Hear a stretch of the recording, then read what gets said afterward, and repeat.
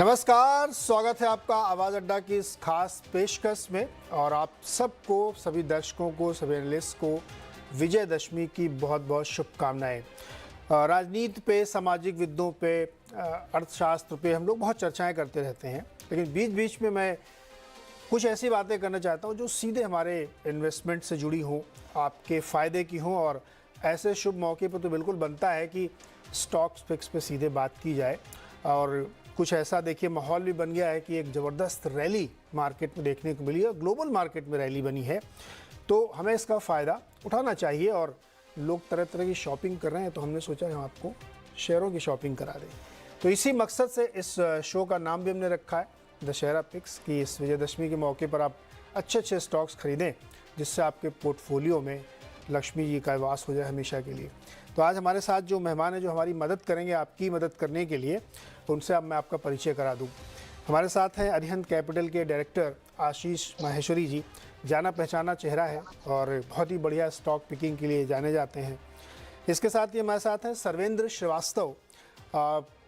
बड़ी ज़बरदस्त पकड़ है, और अभी हम लोग जब चर्चा करेंगे तो इनके कुछ राज बताऊंगा मैं आपको कि चार्ट को कैसे पकड़ के रखते हैं। और चाहे करेंसी प्रेडिक्ट करना हो या मार्केट, अक्सर हमने देखा है कि ये ज़बरदस्त इनकी पकड़ रहती है। आस्था जैन हमारे साथ हैं, हेम सिक्योरिटीज़ के हेड ऑफ रिसर्च हैं, और स्टॉक पिकिंग में ये भी किसी से कम नहीं है, और बहुत ही चुनिंदा शेयर खोज खोज के लाती हैं आशीष माहेश्वरी जी। और बढ़िया यहाँ पे हम लोग एक कोशिश करेंगे कि आपको आस्था से अच्छी पिक्स दिलवाएं। और आशीष बहती हैं एनएवी इन्वेस्टमेंट रिसर्च के डायरेक्टर, और आप इनको पहचानते होंगे, रोज़ हमारे साथ सुबह जुड़ते भी हैं और बहुत ही बेहतरीन ये पिक्स आपको देते। तो आप सभी लोगों का स्वागत है। चूँकि दो आशीष हैं तो मैं सरनेम के साथ बुलाऊंगा, तो जिससे फ़र्क करने में आसानी रहे। इससे पहले कि हम एकदम से स्टॉक में घुस जाए, एक छोटा सा कमेंट में आशीष माहेश्वरी जी आपसे लेना चाहूँगा। ये मार्केट में इतनी ज़बरदस्त रैली आज बनी है और पूरी दुनिया में बनी है, क्या बदल गया अचानक से ही? नहीं, कुछ बदला नहीं नीरज जी। ऐसे मेरा मानना है कि एक जो बड़ी बात ये हुई कि शायद नवंबर के बाद में फेड ने इतनी अग्रेसिवली इंटरेस्ट रेट को नहीं बढ़ाए, ऐसा एक अजम्पशन किया जा रहा है। और दूसरा, फेड की कुछ मीटिंग्स वगैरह भी चल रहे हैं, तो ऐसा लगता है कि वो भी शायद रिसेशन को लेकर एक अपना जो व्यू है वो चेंज करेंगे कि इंटरेस्ट रेट को इतना ज्यादा ना बढ़ाया जाए, ताकि इकोनॉमी यदि रिसेशन में चली जाती है तो काफी मुश्किल से उसको उभारा जाता है, या उसको बहुत मुश्किल होता है। और दूसरा, कुछ ऐसी बातें थी कि क्वांटिटेटिव ईजिंग वगैरह के स्टेप्स भी हो सकते हैं आगे जाके। तो थोड़ा सा जहां यूएस मार्केट में एक रे ऑफ होप, एक आशा की किरण नजर आई, तो उसका बिल्कुल साथ सारे ग्लोबल मार्केट्स ने दिया, क्योंकि सब ओवरसोल्ड टेरिटरी में ट्रेड कर रहे हैं। तो काफी अग्रेसिवली शॉर्ट कवरिंग भी देखने को मिलता है, क्योंकि अभी पिछले सप्ताह यदि देखा जाए तो कोई बहुत ज्यादा कोई पॉजिटिव डेवलपमेंट नजर नहीं आ रहे थे। बिल्कुल ऐसा निराशा का माहौल ही सभी तरफ से था। तो जैसे ही एक उम्मीद की किरण नजर आई, तो इनफैक्ट ग्लोबल मार्केट्स ने उसका स्वागत किया, और आज हमने देखा एक अच्छा खासा रिकवरी आया है, और शायद आगे भी जारी रहेगा। बिल्कुल आप सही कह रहे हैं। और एपिटाइट इतनी ज़्यादा है कि देखिए, ऐसे में लोग फोमो के शिकार हो जाते हैं। अगर आपने बुरे समय में स्टॉक खरीदे हैं तो आपको बहुत फ़ायदा देते हैं, लेकिन अगर तेज़ी से भाग गए तो फिर आपको लगेगा अरे लेफ्ट आउट फीलिंग आ गई। तो ये शो उसीलिए है कि आपको ऐसी फीलिंग नहीं आए और समय पे आप अच्छे अच्छे स्टॉक्स को चुनें। एक व्यू सर्वेंद्र, आपका वेरी क्विक कमेंट चाहिए, फिर हम लोग आगे चर्चा डिटेल में करेंगे जी। आप हमेशा लाल टाई पहन के आते हैं, लेकिन आज आपको मैंने नीला कुर्ता पहना दिया है ना? नीला कुर्ता इसलिए कि आपको इन्वेस्टमेंट आइडियाज़ देने हैं। तो बिल्कुल। क्या व्यू है इस समय मार्केट पे? आपका व्यू कुछ भी हो, लेकिन आप बताइए क्या राय बनाते हैं आप इन्वेस्टमेंट के लिए? देखिए, पहले तो आपको और पूरे सीएनबीसी परिवार और दर्शकों को बहुत बहुत विजयदशमी की बहुत बहुत मुबारकबाद और बहुत बहुत शुभकामनाएं। आने वाला साल हमारे लिए इन्वेस्टमेंट्स के लिए अच्छा हो, ऐसी मनोकामना करते हैं। जा रहे हैं थोड़ा सा एक त्रिशंकु पोजीशन में, कि कहीं हमने आज एक जो बाउंस किया वो लॉन्ग टर्म 200 डे एवरेज से हमने बाउंस किया, और हम short to medium term resistance area के आसपास आ गए। तो वो दायरा जो एक आपको दिखेगा कि 200 पॉइंट का है, कि जो दायरा है समझ लीजिए मोटा मोटी 16,800 से लेकर 17,200 तक का 400 पॉइंट का दायरा है। उसी में आपके 17,800 के 16,800 के आसपास आपके लॉन्ग टर्म एवरेज, 17,200 के आसपास आपके medium term short term average. तो उस दायरे में हम हैं, और एक अच्छी शुरुआत हमने महीने की है। बट मानना थोड़ा यही है कि अक्टूबर में थोड़ा पेच फंसा हुआ है, बुल्स और बेयर्स का, तो एक 15-20 दिन थोड़ी तकलीफ हो सकती है, बट आई थिंक कि अक्टूबर महीने में आपको एक अच्छा ट्रेडिंग बाउंस, एक अच्छा ट्रेडिंग बॉटम कहीं मिलना चाहिए। आज वो मिल गया है कि नहीं, उस पर कमेंट नहीं दे पाएंगे, बट यस, एक अच्छा आज बाउंस मिला है और towards the end of October I think सारी मुश्किलें थोड़ी थमनी चाहिए और एक अच्छा ट्रेडिंग बाउंस बाजार के लिए यहाँ से आना चाहिए। ट्रेडिंग बाउंस आना चाहिए और यही समय होता है कि अगर मान लीजिए 10-12 महीनों के लिए आपको एक रेंज मिलती है तो उसी समय स्टॉक पिकिंग भी की जाती है। अच्छा, मैं अब आगे जब बढ़ूंगा तो मार्केट की राय के साथ साथ स्टॉक पिकिंग लेता हूँ, लेकिन बिना लोगों को ज़्यादा इंतजार कराए मैं स्टॉक पिकिंग पे आना चाहता हूँ। आस्था और आशीष बहती जी, मैं आपके पास जब आऊँगा तो मार्केट रिव्यू आपका भी लूँगा। महेश्वरी जी, आपसे शुरू करते हैं। बताइए शुरू में 2 टॉप पिक्स जो माला माल कर दें हमारे दर्शकों को। जी, पहला जो स्टॉक आइडिया रहेगा वो रहेगा Mazagon dock ship builders limited. हमने एक तूफानी तेजी से स्टॉक में आते हुए देखी है और मेरा मानना है इस स्टॉक में पोटेंशियल है यहाँ से भी डबल होने का। माइंड माय वर्ड्स, यहाँ पे से भी पोटेंशियल है, यहाँ से भी डबल होने का। अब उसके बारे में थोड़ा सा फंडामेंटल मैं बताना चाहूंगा। सबसे पहले तो 11,000 करोड़ की मार्केट कैप पे कंपनी मिल रही है और इस साल का मुनाफा कम से कम उनका 1100 करोड़ का आएगा। तो एक वर्चुअली डेट फ्री कंपनी जिसके पास में 12,000 करोड़ का कैश बुक्स में है, 45,000 करोड़ की एग्जीक्यूटिबल ऑर्डर बुक है जो अगले 7 से 8 साल वहां पे चलती रहेगी, और एफआईज और डीआईआईज दोनों हर क्वार्टर में इस स्टॉक में लिस्टिंग के बाद से बाय कर रहे हैं और रिटेल इसको स्टॉक को बेच रहा है। तो रिटेल की होल्डिंग 14 से अब 11 हो गई है। 86% होल्डिंग इसमें 85% के आसपास गवर्नमेंट ऑफ इंडिया की है और बाकी एफआईज और डीआईआईज की है। तो मेरा मानना है इस स्टॉक में बहुत वैल्यू नजर आती है मुझे, और FY24 में जो हमारा अजम्पशन है कम से कम 40 रुपए की ईपीएस मझगांव डॉकयार्ड में आएगा। तो अभी भी 14 के प्राइस अर्निंग मल्टीपल पे इतना बढ़िया स्टॉक अवेलेबल है जो डिफेंस और कॉमर्शियल व्हीकल दोनों बनाते हैं शिपिंग इंडस्ट्री के लिए। तो बिल्कुल इस स्टॉक को अपने पोर्टफोलियो में ऐड करना चाहिए। जरूर हमने 7-8 दिन में एक स्टॉक में अच्छा रैली देखा, पर अभी पार्टी बाकी है। अभी पार्टी बाकी है और महेश्वरी जी कह रहे हैं कि यहाँ से भी दुगना हो सकता है ये स्टॉक।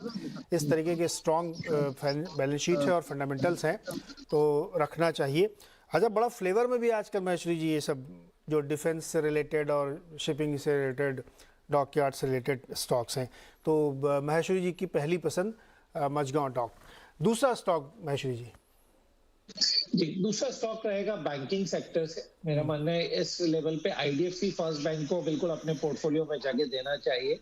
53 रुपीज के आसपास ये स्टॉक है और 3 साल यदि स्टॉक को होल्ड करेंगे तो मेरा मानना है ये भी 3 डिजिट में मिलेगा स्टॉक। तो बिल्कुल इसके पीछे अब अगेन रैशनल मैं बताना चाहूंगा। FY22 में इसका जो मुनाफा था करीब 145 करोड़ का बैंक का मुनाफा था और FY24 में मुनाफा बढ़ के कम से कम 2,000 करोड़ रुपए आएगा। तो ये आज एयू स्मॉल फाइनेंस बैंक और बंधन बैंक जो 40,000 करोड़ से ज्यादा की मार्केट कैप पे मिल रहे हैं और प्रॉफिटेबिलिटी भी इसी रेंज में है, तो कोई रीजन नहीं आईडीएफसी फर्स्ट बैंक का वैल्यूएशन इतना लो हो। दूसरी बात, बैंक ने अपना एक मेटामॉर्फोसिस किया है, एक अपने बिजनेस मॉडल में जो सी चेंज किया है कि कॉमर्शियल या बिजनेस या होलसेल लैंडिंग से बढ़कर रिटेल में शिफ्ट हो गए। तो रिटेल में अभी उनके पास में 650 से ज्यादा अपनी ब्रांचेस पैन इंडिया हो गई हैं और फोकस ही उनका पूरा रिटेल बिजनेस पे शिफ्ट हो गया है। तो जिसके कारण से हम देख रहे हैं कि एनपीए लेवल्स में भी कंटिन्यूस वहां पे डिक्लाइन आ रहा है और नेट इंटरेस्ट मार्जिन अपने ऑल टाइम हाई पे पहुंच गए।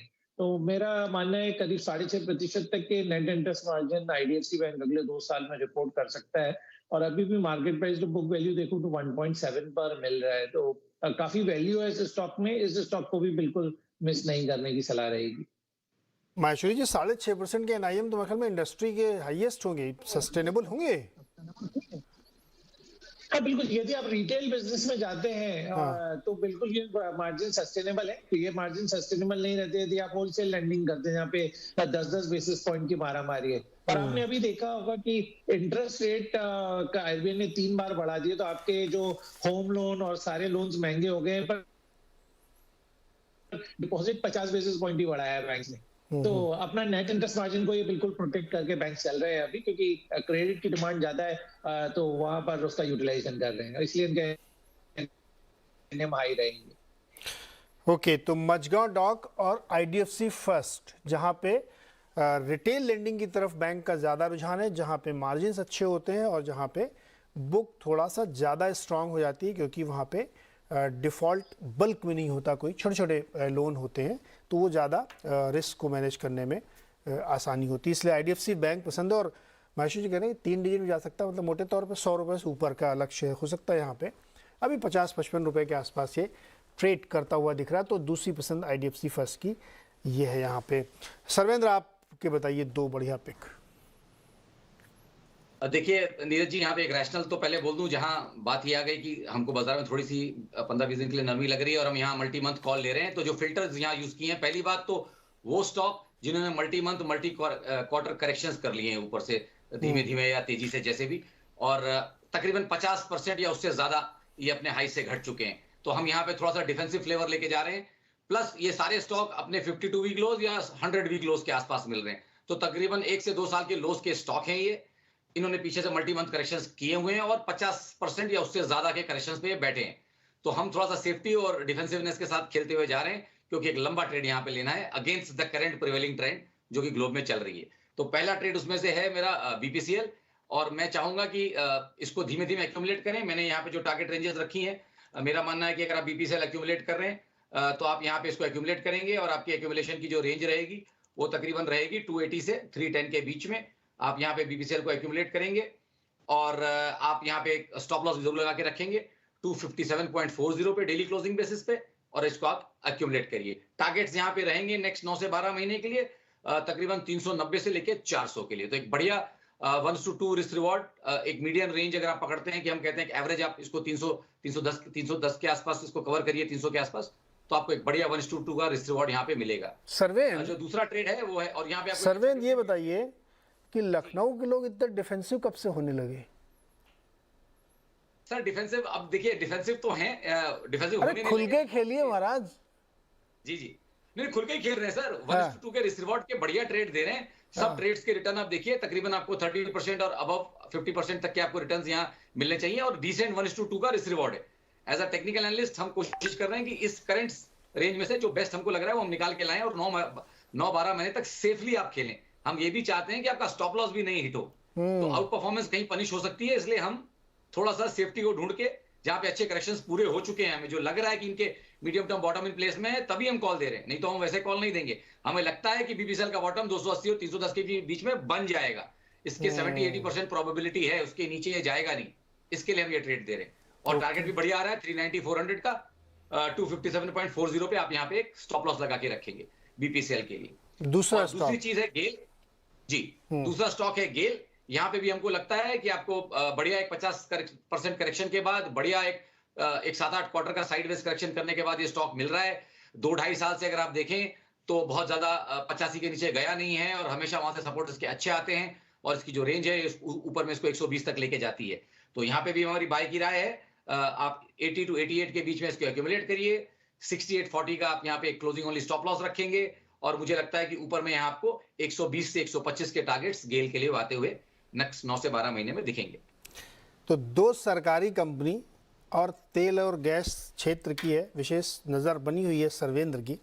इसमें थोड़ा सा फंडामेंटली ऐड कर दूं मैं कि क्रूड ऑयल भी अब नीचे आ गया है काफ़ी हद तक, और गेल की जो समस्या थी, गैस के लॉन्ग टर्म कॉन्ट्रैक्ट को डिसऑनर किया था गैसप्रॉम ने, अब शायद प्राइस चूँकि यूएस एलएनजी के ऑलरेडी $6 के आसपास आ चुके, तो धीरे धीरे वहाँ से एक ईज़ मिलेगा, और इस स्टॉक ने वाकई बहुत पिटाई झेली है। तो शायद इसीलिए सर्वेंद्र को बहुत अट्रैक्टिव लग रहा है। और बीपीसीएल में तो बहुत सारे कॉर्पोरेट डेवलपमेंट्स फ्यूचर में होने हैं, कब होंगे कह नहीं सकते, लेकिन कब होने हैं ये तो तय है, और इसीलिए दोनों आता। तो सर्वेंद्र की नज़र ऑयल सेक्टर पे है, बड़ा इंटरेस्टिंग। अभी आगे मैं इस पर और इनसे बातचीत करूँगा। आस्था जी और आशीष बैती। आस्था जी, पहले तो मार्केट पे आपका व्यू क्या है? आप बहुत मुस्कुरा रही, मतलब आपको बिल्कुल चिंता नहीं मार्केट की? हाँ जी, बिल्कुल मुस्कुराने की वजह है, एक हुँ, तो फेस्टिव सीज़न है, रामनवमी है, आज कल दशहरा है हुँ, और दूसरा मार्केट ने भी पूरा सेलिब्रेशन के मूड को यहाँ पे जोर दिया है और हुँ, बहुत अच्छी रैली हमें देखने को मिली है। हुँ। मुझे लगता है कि इंडियन और भारतीय मार्केट ही नहीं बल्कि यूएस मार्केट भी हमारा ये फेस्टिवल सीज़न एन्जॉय कर रहे हैं क्योंकि असली पुश तो वहीं से आया है, जो हमने ग्लोबल मार्केट्स में तेज़ी देखी थी। मुझे लगता है कि ये जो तेज़ी आई है, ये थोड़ी टिकनी चाहिए, ऐसा लग नहीं रहा कि ये वैनिश आउट हो जाएगी। मेबी 1-2 दिन थोड़ा-सा ये तेज़ रहे मार्केट तो मैं तो निफ्टी में अभी भी तेज़ी में हूँ और इसीलिए मैं थोड़ा बेटर भी फ़ील कर रही हूँ। तो निफ्टी को स्टॉक्स को लेके जो निफ्टी को कहाँ तक ले जाएँगी? इसी रैली में? देखिए निफ्टी मेरे हिसाब से एक बार 17,400 17,500 मैं बहुत यहाँ पे बड़े टारगेट्स तो नहीं दूँगी क्योंकि मुझे हुँ। बाहर के मार्केट्स का भी पूरा अंदाज़ा नहीं है कि किस तरह से न्यूज़ फ्लो आ रहा है, तो कभी पॉज़िटिव रिएक्शन, नेगेटिव रिएक्शंस होते हैं। बट मेरे हिसाब से यहाँ से 200 पॉइंट की रैली या फिर 200 से 300 पॉइंट की रैली हमें देखने को मिल सकती है। 200 अच्छा मुझे एक बात याद है कि आपने एक बार एचसीएल टेक्नोलॉजीज़ का एक स्टॉक दिया था, वो भाई वो गज़ब का उसने लगातार अपने टारगेट अचीव किए थे उस दौर में, तो एक बढ़िया पिक थी। तो उसी टाइप का कुछ बढ़िया ढूँढ के लाई क्या आज आप? जी बिल्कुल, मुझे पसंद आता है ब्लू डार्ट। हुँ, ब्लू डार्ट की बात करें तो बेसिकली लॉजिस्टिक सेक्टर ही अभी बहुत अच्छी तेज़ी में है। इस कंपनी की मार्केट लीडरशिप है, 54% ये ऑर्गेनाइज्ड एयर एक्सप्रेस सेगमेंट में ये रखता है अपनी लीडरशिप पोज़ीशन और इतना बड़ा मार्केट शेयर ये रखता है। दूसरी तरफ देखा जाए तो जो इसका ई-कॉमर्स वर्टिकल है, वो भी काफ़ी बढ़िया ग्रोथ कंपनी को दे रहा है और हम सब जानते हैं नीरज जी, जिस तरह से आजकल सभी चीज़ें ऑनलाइन ऑर्डर हो रही है, मैं ग्रोसरीज की बात करूँ या फिर कंज्यूमर ड्यूरेबल की, तो बहुत बढ़िया यहाँ पे डिमांड हमें देखने को मिल रही है, कंपनी को फ़ायदा होता हुआ नज़र आएगा। बिल्कुल और ये जो ई-कॉमर्स सेगमेंट है, इसमें ये माना जा रहा है कि ये 20 से 23% की सीएजीआर से ग्रो करेगा। तो आने वाले कुछ सालों में यानी कि एफवाई 25 तक की मैं बात करूँ, तो कंपनी को बढ़िया यहाँ पे एक पुश मिलेगा इस सेगमेंट की वजह से। दूसरी तरफ इस कंपनी की एक बात और अच्छी है कि ये कंपनी यहाँ पे लगातार प्राइस हाइक लेती जा रही है उसकी वजह से भी इनके वॉल्यूम्स मेंटेन हैं। और एक चीज़ जो आपने देखी होगी कि एफवाई 22 में जब क्रूड ऑयल प्राइसेज़ इतनी ज़्यादा हाई थी, तभी भी ये कंपनी ने अपने ग्रॉस मार्जिन्स यहाँ पे मेंटेन रखे थे, कोई बड़ी दिक्कत नहीं हुई थी। क्योंकि इनकी एक पॉलिसी है इंटरनल हेजिंग मैकेनिज़्म है, फ्यूल सरचार्ज मैकेनिज़्म करके, जिसमें ये जो भी या तो राइज़ आता है या फॉल आता है एटीएफ प्राइसेज़ में तो ये कस्टमर को पास ऑन करते रहते हैं। तो मुझे लगता है कि ब्लू डार्ट अभी यहाँ पे वेल प्लेस्ड है, यहाँ से और बढ़िया रैली हमें ये काउंटर दिखा सकता है। तो मैं यहाँ पे दाँव लगाने की सलाह दूँगी। इनिशियल टारगेट मेरे 10,600 से 11,000 के रहेंगे, लेकिन इसके बाद के भी लेवल्स हमें देखने को मिल सकते हैं। तो ब्लू डार्ट को मैं खरीदने की सलाह देती हूँ। ब्लू डार्ट अच्छा एक एक सवाल है मेरे मन में एक अभी कुछ दिन पहले फेडरल एक्सप्रेस ने एक बड़ी वार्निंग सी दी। उसने बताया कि भाई समस्याएं हैं, चिंता है, अमेरिका की एजेंसी को उन्होंने बताया, तो उसकी वजह से उस दिन लोगों का बड़ा मूड ख़राब था। लेकिन अभी आप जो ब्लू डार्ट की कहानी सुना रहे हैं कि इन्होंने इंटरनली अपना एक ऐसा मैकेनिज्म बना रखा है कि दुनिया किधर जाए हमको कोई फ़र्क नहीं पड़ता, हम तो सीधे आपके पास बढ़ा देंगे और पैसा वसूल लेंगे। तो वो खबर आपने भी पढ़ी होगी, कोई असर उसका? मुझे नहीं लगता है, बिल्कुल भी नहीं और मैं यहाँ आस-पास जो देख रही हूँ रियलिस्टिक इम्पैक्ट मैं खुद बहुत ज़्यादा ऑनलाइन ऑर्डर कर रही हूँ। तो मुझे लगता है कि ये जो डिमांड आ रही है ना और मैं हम्म, सिर्फ़ यहाँ पे इंडिया की बात कर रही हूँ, बहुत सॉलिड डिमांड है। आप अपने आस-पास देख के ही आइडिया लगा सकते हैं कि स्टॉक्स कहाँ जाने वाले हैं। तो मुझे इंडिया के पर्सपेक्टिव से तो कोई चिंता नहीं है। एट लीस्ट ये जो 3 महीने हैं क्योंकि शादी-ब्याह का भी सीज़न है, प्लस फेस्टिव सीज़न है, डिमांड यहाँ पे बढ़िया रहने ही वाली है, मुझे कोई दिक्कत लगती नहीं है। कोई दिक्कत नहीं लगती ब्लू डार्ट में, और उन्होंने डिस्क्लोजर भी दे दिया कि वो खुद भी बहुत ज़्यादा ऑनलाइन शॉपिंग करती हैं, बहुत सारे सामान मंगाती है, तो ये चैनल चेक भी साथ के साथ है। दूसरा स्टॉक आस्था जी कौन सा है आपका? दूसरा भी शॉपिंग रिलेटेड स्टॉक ही है ट्रेंड्स लिमिटेड। हम्म, वो भी मुझे काफ़ी ज़्यादा पसंद आता है। तो अभी क्योंकि सीज़न ही कुछ ऐसा है तो शायद उसी के फ्लेवर में मैं यहाँ स्टॉक्स भी दे रही हूँ। ट्रेंड की बात करें तो सबसे बड़ी इम्पोर्टेंट चीज़ नीरज जी अगर फाइनेंशियल परफॉर्मेंस अच्छी है तो स्टॉक चलता है और फाइनेंशियल परफॉर्मेंस के तौर पे अगर देखा जाए तो कंपनी एक तरह से टर्न अराउंड यहाँ पे इन्होंने अपनी स्टोरी रखी है क्योंकि लास्ट ईयर के सेम क्वार्टर और लास्ट क्वार्टर्स में लॉसेस थे और जो गया क्वार्टर है Q1 ऑफ FY 23 वहाँ पे प्रॉफिट पोस्ट किए हैं। तो अपने आप में बढ़िया एक स्ट्रेंथ ये दर्शाता है। दूसरी तरफ इसके जो 2 स्टोर्स हैं, देखा जाए तो वेस्ट साइड और ज़ूडियो दोनों ही बहुत बढ़िया परफॉर्म कर रहे हैं। इनफैक्ट ज़ूडियो की अगर मैं बात करूँ तो वो लोअर प्राइस पॉइंट स्टोर है।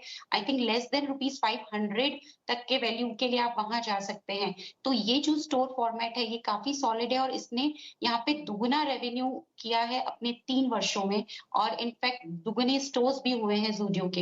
एक और बात जो बहुत ज़्यादा यहाँ पे मुझे पसंद आ रही है कि कॉम्पिटिशन को आप किस तरह से प्ले कर रहे हैं, क्योंकि कॉम्पिटिशन एक इम्पोर्टेंट रोल प्ले करता है इस तरह की इंडस्ट्री में। तो जो पेंटालून इनका कॉम्पिटिशन है, मेरे हिसाब से उसमें देखा जाए तो जो इनकी एवरेज बिल वैल्यू है वेस्ट साइड की, वो पेंटालून से 18 से 24% ज़्यादा बिल वैल्यू निकल के आ रही है और मुझे लगता है कि और ये अभी की ही बात नहीं है बल्कि प्री कोविड लेवल से भी इन्होंने बहुत बढ़िया यहाँ पे बिल वैल्यू दिखाई है। तो मुझे काफ़ी ज़्यादा पसंद आता है ट्रेंट लिमिटेड। थोड़ा-सा धीरे चलता है बट मुझे लगता है ये स्टॉक भी बढ़िया रिटर्न देता हुआ नज़र आएगा। 1680-1700 के इनिशियल टारगेट्स के लिए मैं खरीदारी करने की सलाह देती हूँ। अरे आप कह रहे धीरे नहीं, बहुत तेज चला है कोविड के दौरान, डबल हुआ है। और ज़ूडियो में पूछने ही वाला था आपसे कि एक ज़ूडियो नाम का इनका जो स्टोर है, अच्छा ज़ारा की बैलेंस शीट भी इसमें शामिल है क्या? जी नहीं, ज़ारा का मैं एक्चुअली अगर मैं बोलूँ तो मुझे इतना ज़्यादा आइडिया नहीं है कि कितना क्या है, बट ज़ूडियो और इसके लिए मैं श्योर हूँ वेस्ट साइड के लिए कि काफ़ी बढ़िया है। करेक्ट। जी, बिल्कुल। तो वेस्ट साइड एक बहुत ही प्रोमिनेंट स्टोर है और बड़ा बहुत ही चर्चित रहता है, लड़कियों के बीच में बहुत लोकप्रिय वहाँ पे। अब मैं कभी एक बार गया तो 3 फ्लोर में था, 2 फ्लोर से उन्हीं के लिए डेडिकेटेड थे, तो हम लौट आए, हमको हमारे लिए कुछ था ही नहीं वहाँ पे। अब ज़ूडियो में देखूंगा एक आध बार कि वहाँ पे क्या होता है, लेकिन डेफिनेटली ये टाटा ग्रुप की कंपनी है और ज़ारा भी इनकी सब्सिडरी है जिसमें भी और ज़्यादा माल बिकता है, बहुत ही फेमस है। तो ज़ारा के तमाम स्टोर्स आपने देखे होंगे। ये मुझे भी नहीं पूरा आइडिया कि कितनी बैलेंस शीट में किस तरीके से शेयरिंग है इनकी। लेकिन बहती जी, क्या व्यू है आपका मार्केट में? आप तो रोज़ सुबह आके हम लोगों को बहुत बढ़िया ज्ञान देते हैं, आज देखने के बाद अब माहौल कैसा है मार्केट का, ये बताइए। जी नीरज जी, गुड इवनिंग। मार्केट पे व्यू बहुत पॉजिटिव है। जिस हिसाब से स्ट्रक्चर बना हुआ है और जिस हिसाब से इंडिया कंजम्पशन स्टोरी प्ले हो रही है, हमने देखा कि आईटी 52 वीक लो के करीब था, काफ़ी आईटी स्टॉक्स नीचे थे, फिर भी बैंक निफ्टी ने हाई मारा और जिस हिसाब से ऑटो और कंजम्पशन स्टोरी पूरी प्ले हो रही है, काफ़ी इंप्रेसिव लग रहा है मार्केट। यहाँ से हमने देखा कि ऑलमोस्ट 30 बिलियन के करीब का आउटफ्लो हुआ 2022 में एफआईज का, और सिर्फ उसमें से 3 बिलियन आया और हम वापस 18,000 के करीब पहुंच गए थे। तो ये एफआईज का जैसे ही थोड़ा सा फ्लो वापस आएगा, तो जिस हिसाब से डीआईज की रेजिलेंट बाइंग है कंटिन्यूसली, एफआईज की बाइंग थोड़ी भी सपोर्टिव आते ही हम वापस शायद ऑल टाइम हाई जल्दी देख पाएंगे। पूरी दुनिया के मार्केट्स का अगर आप अंदाज़ा लगाएं तो पिछले एक साल में जो सबसे कम प्रभावित हुआ है वो भारतीय बाजार है, और सबसे ज़्यादा जो प्रभावित हुए हैं मोस्ट ट्रैक डेवलप्ड इकोनॉमीज़ में वो यूएस के मार्केट है। 22 से 33% तक फॉल है वहाँ पे मेजर इंडाइसेस में, और तमाम दुनिया की बड़ी रिपोर्ट से कहती हैं कि 1931 से लेकर के 2022 तक का अगर आप बड़ी फॉल्स का डेटा एनालाइज करें और एवरेज करें तो 35-36%, 37% तक की फॉल एवरेज के रूप में निकल के आती है। और अक्टूबर के महीने से दिसंबर के महीने का जो क्वार्टर होता है उसमें 73 टाइम्स आउट ऑफ 100 मार्केट ने आउट परफॉर्म किया है। तो इसलिए भी शायद बहुत ज़्यादा माहौल अच्छा है यहाँ पे, क्योंकि अगर 2/3 बार इस तरीके का माहौल बने तो ये बहुत पॉजिटिव दिखता है यहाँ पे। बेटे जी, क्या स्टॉक चुन के लाएं हमारे दोस्तों के लिए? जी, पहला स्टॉक रहेगा रिलायंस इंडस्ट्रीज। पिछले 2 साल का अगर हम डेटा देखें, जब से इसमें एक अच्छी तेजी देखने मिली है कोविड के बाद से, स्टॉक जब भी 200 डेमा के नीचे स्लाइड हुआ है, एक 7-8 दिन का कंसोलिडेट करके एक अच्छा बाउंस बैक देखने मिला है। रिलायंस अभी भी 200 डेमा के नीचे स्लाइड हो चुका है और ऑलमोस्ट 8-10 दिन का कंसोलिडेशन चालू है स्टॉक में। एक राउंडिंग बॉटम बना हुआ है और 20 डेमा को अप्रोच कर रहा है, तो हमें लगता है कि ज़रूर इस लेवल पे खरीदने की सलाह रहेगी। बहुत सारे पॉजिटिव न्यूज़ फ्लोज भी कंटिन्यूसली स्टॉक में आ रहे हैं। 5G का लॉन्च, आरपू बढ़ना, रिलायंस रिटेल और विंडफॉल टैक्स जैसे कम होने वाले न्यूज़ फ्लोज के कारण भी एक अच्छा अपस्विंग देखने मिल सकता है। तो 2350 के करीब का एक स्टॉप लॉस लगा और हमें लगता है कि जल्दी इसमें 2600 तक के टारगेट्स देखने मिल सकते हैं। सेकंड स्टॉक जो रहेगा वो है टाटा केमिकल्स। पूरा केमिकल सेक्टर काफ़ी अच्छा लग रहा है। पूरा चाइना प्लस यूरोप की जो थ्योरी है वो काफ़ी अच्छे से प्ले हो रही है और जिस हिसाब से एनर्जी प्राइसेस बॉइलिंग मोड पर है यूरोप में, हमें लगता है कि टाटा केमिकल को एक अच्छा पॉजिटिव पुश मिलेगा। तो टाटा केमिकल में खरीदारी की सलाह रहेगी। 1100 के करीब का स्टॉप लॉस लगाना है, 1200 का टारगेट रखना है। 1200 जो है, जो इसका ऑल टाइम हाई भी है, वहां से स्टॉक की एक ब्लू स्काई टेरिटरी में चला जाएगा। वहां से एक बार हमारी सलाह ये रहेगी कि एक बार चार्ट चेक जरूर करवा ले। इसके टारगेट्स वहां से और बड़े बनेंगे, तो एक बार जरूर उस पॉइंट पे एक बार चार्ट चेक करवा लें। ओके, टाटा केमिकल्स और रिलायंस इंडस्ट्रीज़, यहाँ पे बिल्कुल एक स्टैंडर्ड डिस्क्लोजर आपके लिए कि जो चैनल आप देख रहे हैं इसका स्वामित्व रिलायंस इंडस्ट्रीज़ का है, इसलिए कोई भी राय बनाने से पहले एक बार आप और किसी फाइनेंशियल एनालिस्ट की, जिसको भी आप पसंद करते हो, उसकी राय ज़रूर लें। ये हमारा एक डिस्क्लोजर है। लेकिन दो टर्म आपने यूज़ किए, एक राउंडिंग बॉटम, एक ब्लू स्काई। ये मैं अब दोबारा आऊँगा तो आपसे समझूंगा ये क्या होते हैं, ये हमको भी नहीं पता क्या है। महेश्वरी जी, ये दो स्टॉक हमने सबसे ले लिए हैं, दो आपने बढ़िया हमको बता दिए, दो और बताइए सर, बहुत ही धांसू वाले बताइए, अब की बात 200% रिटर्न वाले। सबसे पहले नीरज जी, जो आप बात कर रहे थे ट्रेंड का आस्था जी से, और जारा की जो बात कर रहे थे, हाँ, तो थोड़ा सा वहां मैं वैल्यू ऐड करूंगा। हाँ करिए ना सर। कि जारा जो एक ब्रांड है, इसमें 49% इक्विटी ट्रेंड का, 51% इंडीटेक्स है जो स्पेनिश कंपनी है, हाँ, उनका इक्विटी है। और इस कंपनी का मार्केट कैप $70 बिलियन है। वो इतना साइजेबल कंपनी है, जबकि ट्रेंड का मार्केट कैप होगा $6 बिलियन के आसपास। तो जारा तो एक ग्लोबल ब्रांड है जिसका बेनिफिट बहुत मिला है ट्रेंड के स्टॉक को भी, क्योंकि ये वेस्ट साइड से ज्यादा सेल और जो ज्यादा वैल्यू एडिशन होता है वो जारा में उनको मार्जिन ज्यादा है और टर्नओवर भी ज्यादा है। तो आई थॉट कि मैं एक बार शेयर कर लूं। अरे सर बहुत महंगा माल बेचते हैं, हम तो जा ही नहीं पाते उधर। नहीं, बट लेकिन बहुत अभी तो मैंने देखा कि बहुत छोटे जो मिड साइज और बी टाउन्स में भी काफी आउटलेट्स आ गए हैं जारा के, और वहाँ पे भी वो अच्छा कर रहे हैं। और बहुत ज्यादा महंगा नहीं है नीरज जी, आई थिंक आपके लिए सर, आपके लिए तो सब कुछ सस्ता है। नहीं, सही कह रहे हैं आपकी। जारा हो, मान्यवर हो, मेट्रो ब्रांड्स हो, प्रीमियमाइजेशन हो रहा है, बहुत सारे लोग अब उस प्रोडक्ट की तरफ जा रहे हैं, और जो बहुत मास प्रोडक्ट है उससे ज़्यादा मार्जिन भी वहाँ पे मिलते हैं। जी महेश्वरी जी, दो बढ़िया स्टॉक चाहिए सर। मैं बहुत लालची हूँ, आपने 100% वाले बताया, मैं 200% वाले चाहिए मुझे। ये जो अगला स्टॉक है मेरा, ये उसी रेंज में जब मैंने टाटा एलेक्स से आइडेंटिफाई किया था आपके चैनल पे आशीष जी के साथ एक शो में, 3-3.5 में, और 10,000 का टारगेट दिया था। ऐसे ही ये स्टॉक है जो 4,000 रुपए का है अभी, और टारगेट उसका भी 10,000 रुपए का ही रहने वाला है। तो बस थोड़ा सा अपने होल्डिंग कैपेसिटी चाहिए और थोड़ा सा पेशेंस रखें। बिजनेस ऑटो मोड पे चल रहा है।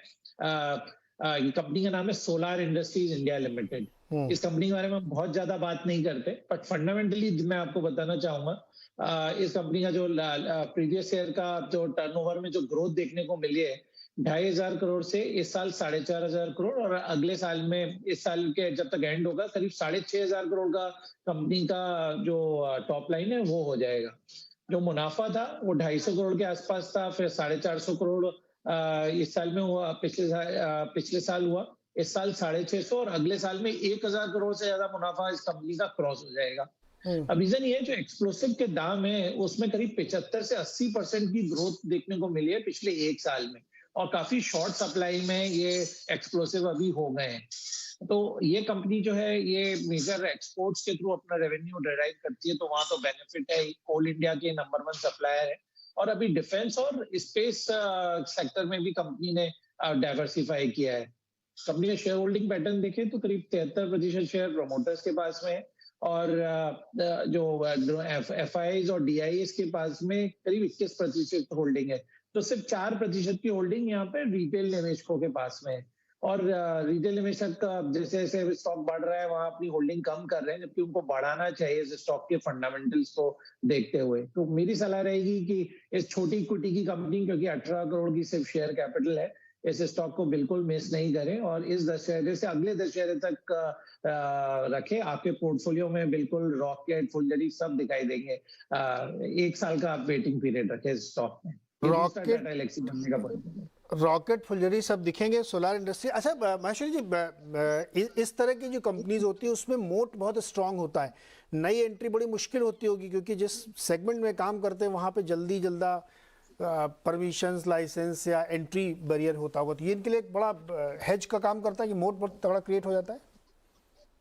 बिल्कुल, आज की डेट में आप लाइसेंस लेने जाएं एक्सप्लोसिव बिजनेस का, इनफैक्ट जो पटाखे वाले अपनी दुकान लगाते हैं तो कम से 20 लाइसेंस लगते हैं उनको डिफरेंट डिपार्टमेंट से। तो यहाँ पे तो आपको पूरा बिजनेस मॉडल सेट करना है। तो इसीलिए क्या है कि जो कंपनीज वहां पे ऑलरेडी है तो वो स्ट्रॉन्गर हो रही है डे बाय डे। बिल्कुल बहुत बड़े एंट्री बैरियर है सोलर इंडस्ट्रीज के लिए भी।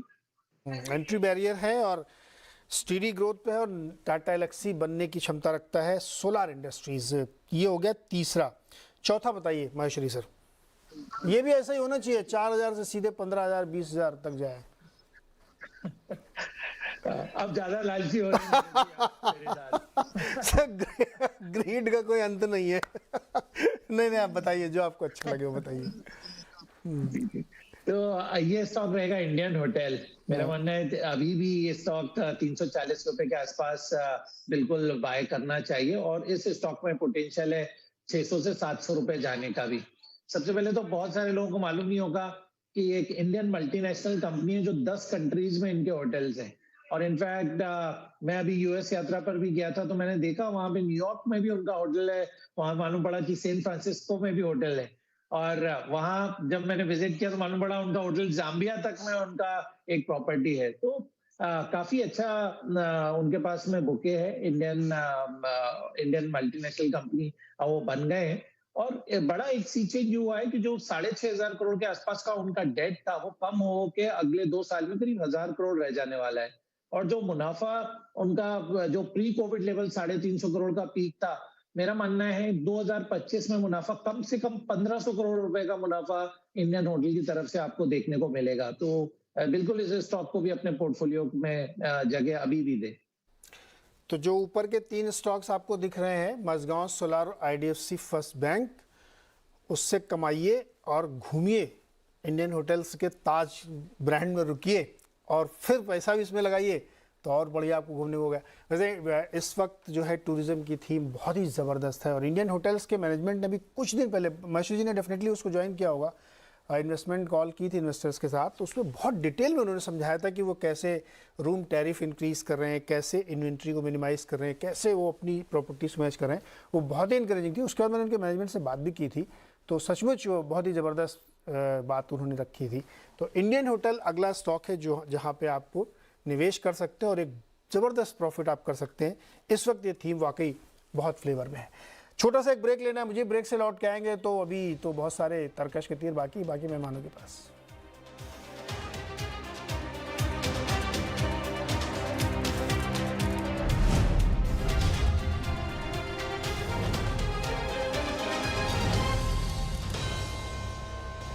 स्वागत एक बार फिर से आपका। और आज दशहरा पिक्स पे हम लोग चर्चा कर रहे हैं, यानी स्टॉक बढ़िया सजेशंस आपको दिए जा रहे हैं कि आप कहाँ बढ़िया निवेश करके अपने इस विजयदशमी के त्यौहार के मौके पर बढ़िया निवेश करें और फ़ायदा कमाएं। तो अब तक आपको जो है एक सरसरी नज़र पर डालते हैं। महेश्वरी जी ने हमें बताया कि Mazagon dock, IDFC first bank, solar industries और इंडियन होटल्स उनकी 4 पसंद के स्टॉक है जहाँ पर आप निवेश कर सकते हैं। सर्वेंद्र को BPCL और गेल पसंद आ रहा है। आस्था जैन को ब्लू डार्ट और ट्रेंड पसंद है और आशीष बहेटी को रिलायंस इंडस्ट्रीज़ और टाटा केमिकल पसंद आ रहा है। इन पे आप ध्यान रख सकते हैं।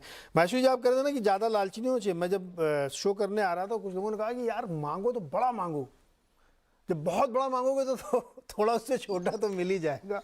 तो देखिए सोलार इंडस्ट्रीज़ मिल ही गया ना मुझे, इसलिए मैं बड़ा मांगता हूँ सबसे। तो अभी बारी है सर्वेंद्र की। सर्वेंद्र जी कुछ बड़ा दीजिए हमारे निवेशकों को। जी बिल्कुल कोशिश कर रहे हैं। गए साल का अगर आप सितंबर का रिद्धि सिद्धि स्टॉक देखें, कोल इंडिया 140 के आसपास दिया था, तो मोटा मोटी वो ये साल में डबल होके आया है। कोशिश इस बार भी वही है कि कुछ अच्छे स्टॉक्स निकालें। तो जो बाकी 2 स्टॉक फिल्टर पे आए हुए हैं, अगर आप आगे आ जाए तो मैं बताऊं बाकी जो मैंने 2 फिल्टर में स्टॉक्स निकाले हुए। हाँ बताइए, एक एक करके बताइए। पहला एक स्टॉक बताइए जी। तो देखिए तीसरा स्टॉक है मेरा HDFC लाइफ। रैशनल में वही दे दूं कि तकरीबन अपने 100 वीक के लोस के आसपास मिल रहा है। एक बढ़िया कंसोलिडेशन पैटर्न बना रहा है लास्ट 3 महीने से। 515 530 के बीच में बहुत बढ़िया एक्यूमुलेशन मुझे दिख रहा है यहाँ पे। तो मुझे लग रहा है कि स्टॉक जो है वो स्ट्रॉन्ग हैंड्स के पास जा रहा है। तो मेरा थॉट यही है कि हमको भी ये इसको 500 से 530 के बीच में एक्यूमुलेट धीमे-धीमे करता रहना चाहिए, क्योंकि अभी हमको 15-20 दिन का टाइम है, जहाँ पे हमको लगता है कि बाजार एक रेंज और दायरे में रह सकता है। तो यहाँ पे बाय की राय है। आप एचडीएफसी लाइफ में पोजीशंस बनाइए धीमे-धीमे। 479.80 का आप यहाँ पे स्टॉप लॉस बना के रखेंगे एचडीएफसी लाइफ में, और मुझे लगता है कि ऊपर में यहाँ पे 620 से 630 के टारगेट्स नेक्स्ट 9 से 12 महीने में एचडीएफसी लाइफ के लिए आने चाहिए। और एक जैसे मैंने आपने बोला रिस्क लो, तो एक मैंने इसमें एक डार्क हॉर्स भी अब मैं खेलने की कोशिश कर रहा हूँ। लास्ट वाला जो है वो डार्क हॉर्स है, ये आपको बहुत अच्छे रिटर्न्स भी दे सकता है। वो है एक कंपनी जो बहुत पिट गई है, स्ट्राइड्स आर्को लैब, स्टार जिसका कोड है। मुझे लगता है 310 और 340 का अगर आप देखिए तो बिल्कुल एक लाइन करेक्शन डाउ थ्योरी में जो है वो लास्ट 4-5-6 महीनों से चल रहा है, और स्टॉक तकरीबन अपने 5 साल के लोस पे मिल रहा है आपको।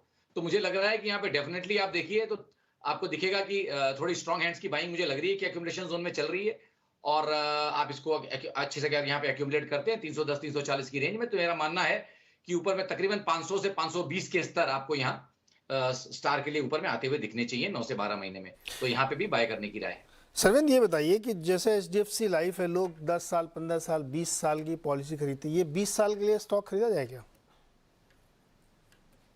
देखिए सर, आपने जो स्लाइस दी वो एक 9-12 महीने की स्लाइस पकड़ने की कोशिश की है, बट ये देखिए मुश्किल सवाल है। बट ये इनमें से 3-4 नामों में से 3-4 नाम तो ऐसे हैं जो कि मैं मान के चलता हूँ कि डेफिनेटली 10-12 साल तक कंपनियां रहेंगी, बट परफॉर्मेंस कैसे होंगे वो डे टू डे हमको एनालाइज करना पड़ता है, कि हम तो भाव के गुलाम है। देखिए मजबूरी है हमारी, तो हमको भाव के साथ टर्न होना पड़ता है। और जैसे मैंने आपको ऑफ एयर हमने बात जब की चर्चा की, तो हमने बोला भाई सेंसेक्स का जब खुद 4 साल में एक बार 30% गिरता ही है, तो हर 4 साल में एक बार तो हमको कहीं ना कहीं एज अ ट्रू सोल्जर और true exponent of our subject हमको 4 साल में एक बार मजबूरी से मंदी तो बोलनी ही पड़ती है। इसके लिए तो दशहरा आता है हर साल हम लोग इसलिए तो रिव्यू करते हैं, नए नए आइडियाज आप लोगों से लेते हैं। ऐसा नहीं है कि हम लोग बिल्कुल एक बार लिया सो गए। 4 साल में 4 बार हम कम से कम आपसे रिव्यू तो करा ही लेते हैं इसका। तो अगले 2 स्टॉक्स जो ने बताया एचडीएफसी लाइफ, हाँ इसके बाद वाला स्ट्राइड फार्मा स्टार जो है, ये 2 स्टॉक आप देख सकते हैं जो सरवेंद को पसंद आ रहे हैं यहाँ पे।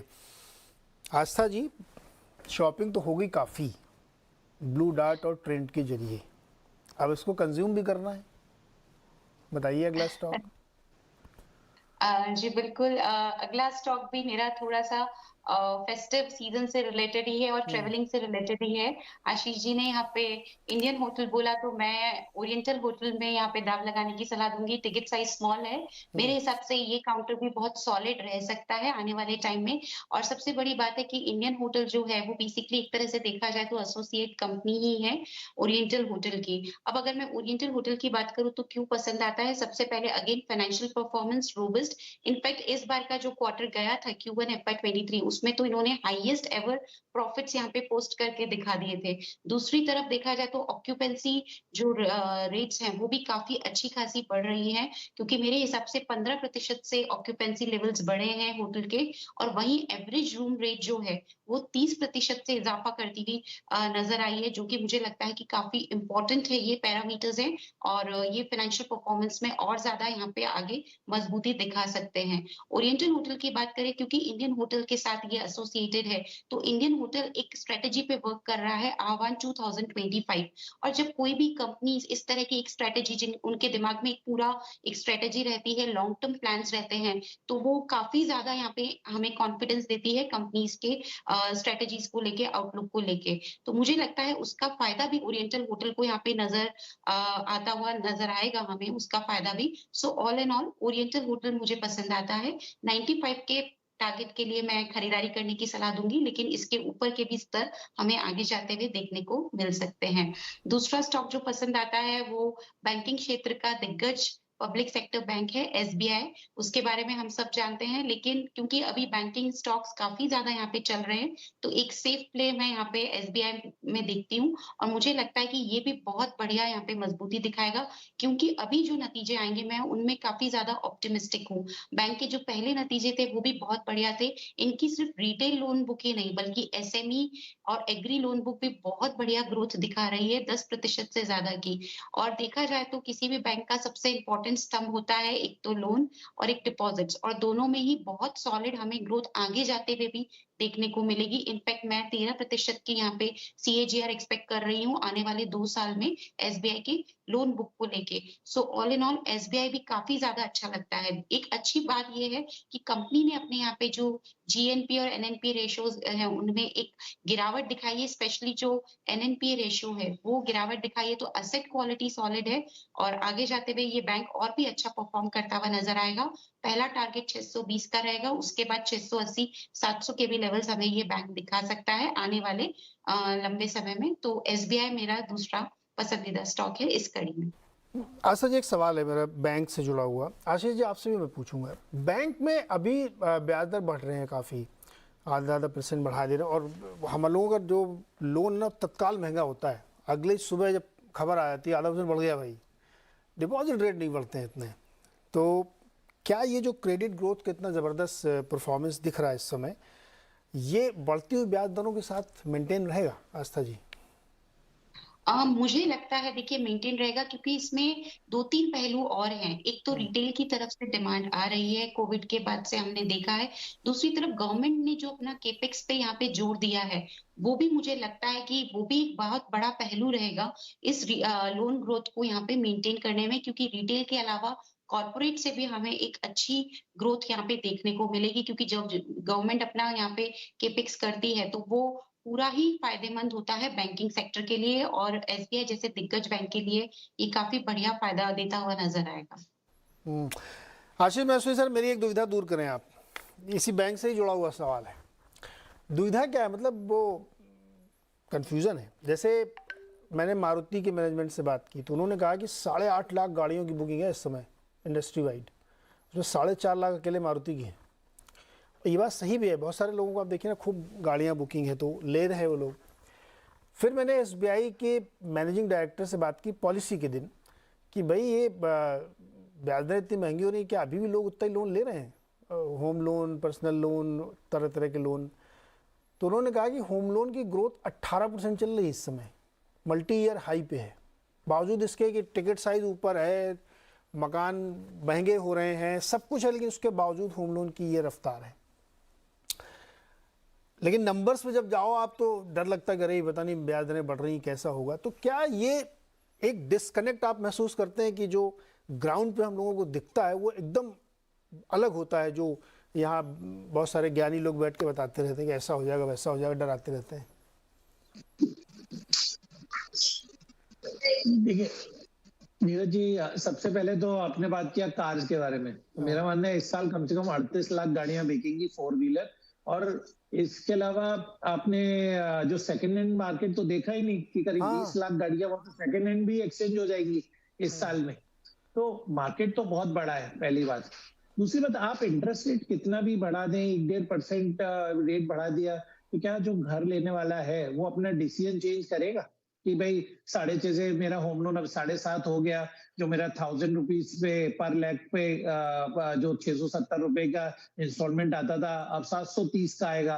तो क्या वो अपना कोई भी डिसीजन डिफर करने वाला है? नहीं करने वाला है। दूसरी बात, ये जो सैलरीज का जो ग्रोथ हो रहा है वो काफी ज्यादा है। इनफैक्ट अभी इंडिया में तो इनफैक्ट आपको कॉम्पिटेंट और क्वालिफाइड लोग नहीं मिल रहे हैं, IT कंपनी से लेकर जितने सारे सेक्टर हैं। इनफैक्ट हमारे स्टॉक ब्रोकिंग सेक्टर में आपको अभी कॉम्पिटेंट लोग नहीं मिल रहे हैं, इतना ज्यादा टर्नओवर हो गया है लोगों का जल्दी। तो लोगों का सैलरी बढ़ रहा है, और इसके अलावा कोई भी आदमी रुक नहीं रहा है, क्योंकि बहुत जो बेस है उससे अभी होम लोन पे बिल्कुल फर्क पड़ेगा यदि 12% का होम लोन हो जाएगा, तब जाके शायद फर्क पड़े। पर आपका 6.75 से 8, 8.25 होने में अभी नहीं लगता कि, मुझे नहीं लगता कि कोई ग्रोथ यहाँ पे स्लो होने वाली है। दूसरी बात, आपकी इकोनॉमी एस्पायरेशनल लोगों की इकोनॉमी है, जहाँ पे एस्पायरेशन है आदमी की कि EV लेना है, या मुझे नया घर 2 BHK से 3 BHK में शिफ्ट होना है, या अपना इंडिपेंडेंट घर लेना है। तो यहाँ पे डिमांड बहुत ज्यादा है, सप्लाई लिमिटेड है। तो यहाँ पे कोई बहुत ज्यादा इन्फ्लेशन का या इंटरेस्ट रेट का फर्क पड़ेगा ऐसा मेरा मानना बिल्कुल नहीं है, और कंजम्पशन बना रहेगा। पॉइंट है सर इसमें, और कोविड के बाद से तो और ज़्यादा तेज़ी से डिस्क्रिशनरी कंजम्पशन बढ़ा है और लोगों की सोच में भी परिवर्तन आया है, और वो हम लोगों को दिखता है। इसीलिए मैंने ये सवाल पूछा क्योंकि बहुत सारी खबरें इधर उधर की छपती हैं, फिर सड़क पे आप जाइए, आजकल आप चले जाइए मुंबई किसी बाजार में, आप देखिए शोल्डर रबिंग है, आप चल नहीं सकते ठीक से, इतनी भीड़ है लोगों में। तो अब खाली टहलने के लिए थोड़ी गए लोग, शॉपिंग कर रहे हैं, दुकानों में दिख रही भीड़। तो ये एक कंजम्पशन की थ्योरी है। बहती जी बिल्कुल तैयार है, बताइए अगले 2 स्टॉक। जी नीरज जी, पहला स्टॉक रहेगा अच्छा नहीं, एक मिनट रुकिए रुकिए, आप पहले मुझे को समझाइए राउंडिंग बॉटम और ब्लू स्काई क्या होता है। जी, राउंडिंग बॉटम हम टेक्निकल एनालिसिस में उस पैटर्न को बोलते हैं जब एक stock near to its Bollinger band के लोअर बैंड पे, जो 2 स्टैंडर्ड डेविएशन बैंड होता है, उसके पास आके कंसोलिडेट करके वापस 20 डेमा के करीब जाता है। ये एक स्ट्रॉन्ग पैटर्न माना जाता है टेक्निकल एनालिसिस में, और जिस हिसाब से कंसोलिडेशन होता है उस हिसाब से उसके पैटर्न्स के टारगेट्स निकल कर आते हैं। तो जो कंसोलिडेशन हमने रिलायंस में डिस्कस किया वो काफ़ी स्ट्रॉन्ग लग रहा है, और उसी हिसाब से उसके पैटर्न के हिसाब से टारगेट्स भी काफ़ी बड़े आ रहे हैं। और ब्लू स्काई टेरिटरी, जब कोई स्टॉक अपने ऑल टाइम हाई पे चला जाता है तो उसे हम टेक्निकल एनालिसिस में ब्लू स्काई टेरिटरी बोलते हैं।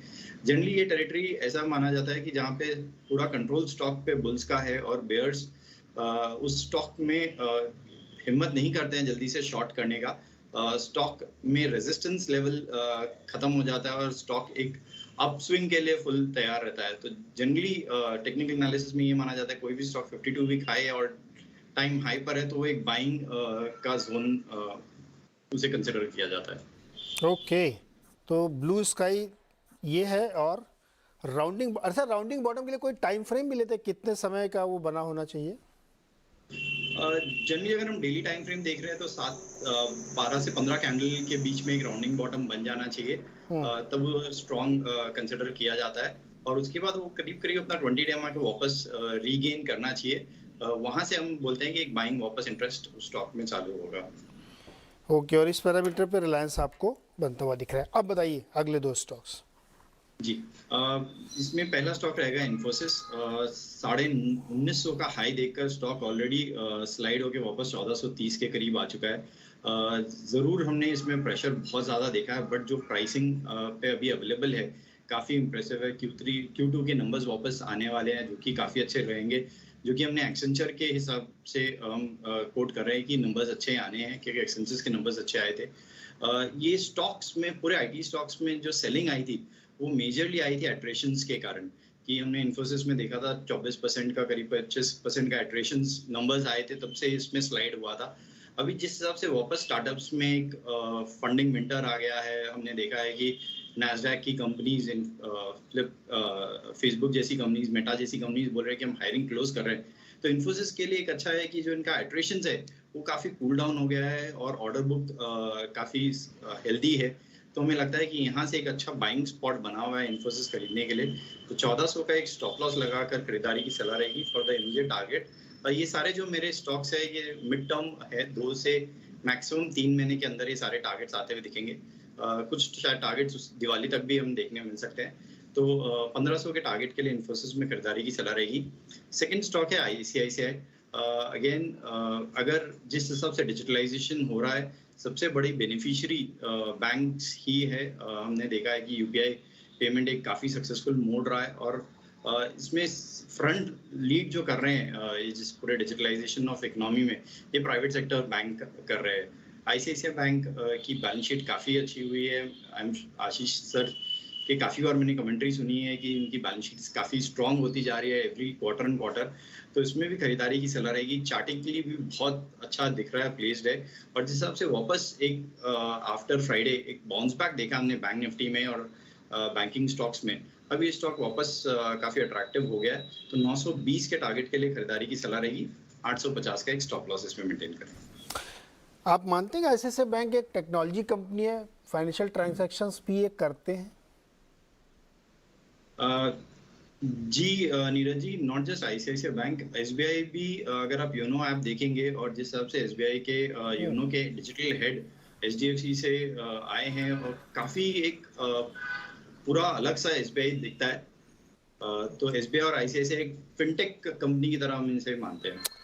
नहीं बिल्कुल सही। मैं तो देखिए ICICI बैंक का मैं अपने यूज़र एक्सपीरियंस से बता रहा हूँ, इतनी ज़्यादा टेक फ्रेंडली, इतनी ज़्यादा इजी कंपनी है कि बहुत ही ज़बरदस्त लगती है। तो मुझे कई बार हम लोग कहते भी हैं अपने दूसरे और फंड मैनेजर्स से दोस्तों के साथ कि ये तो मुझे टेक्नोलॉजी कंपनी लगती है, फाइनेंशियल भी करते हैं ये, लेकिन ये जितना यूज़र फ्रेंडली कंपनी बना दी इन्होंने वो कमाल की है। तो ये स्टॉक्स भी आपको ध्यान में रखना चाहिए, आईसीआईसी बैंक और इन्फोसिस।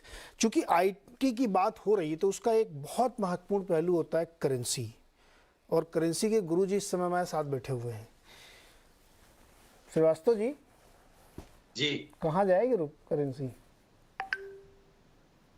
देखिए, आप तो गवाह हैं इस बात के कि जब 73-74 था रुपया तब से बोल रहे थे कि 80-81 आएगा।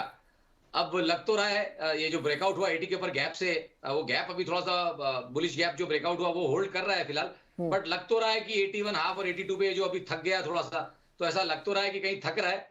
बट जब तक डिसाइसिवली हम वो गैप फिल करके हम कहीं 80 के नीचे बंद नहीं कर लेते, तब तक एक रिस्क जो मैंने बोला, एक 15-20 दिन का जो रिस्क है वो है कि टुवर्ड्स 83 टू 84 रुपया थोड़ा फिसल सकता है। तो अभी एक दिन का ये जो रिवर्सल आया है, इसको हम चाहेंगे कि ये थोड़ा और मजबूत होए और नेक्स्ट 1-2 दिन इसका फॉलो थ्रू आए, क्योंकि देखिए कुछ बात बाजार के रूमर्स के चलते वो आया है, और कुछ मैं कहता हूं कि अभी इसको 1-2 दिन देख लेते हैं। जब तक फेड अपना क्लियर कट स्टेटमेंट कुछ और नहीं दे देवे, तब तक मेरे हिसाब से ये एक दिन का उछाल था, और इसमें थोड़ी सी सेलिंग आ जाएगी। और एक 10-15 दिन, जैसे हमने बोला निफ्टी के भी हमारे लोअर टारगेट्स हैं अभी, तो हमने अभी तक अपनी लाल टाई तो उतारी नहीं है।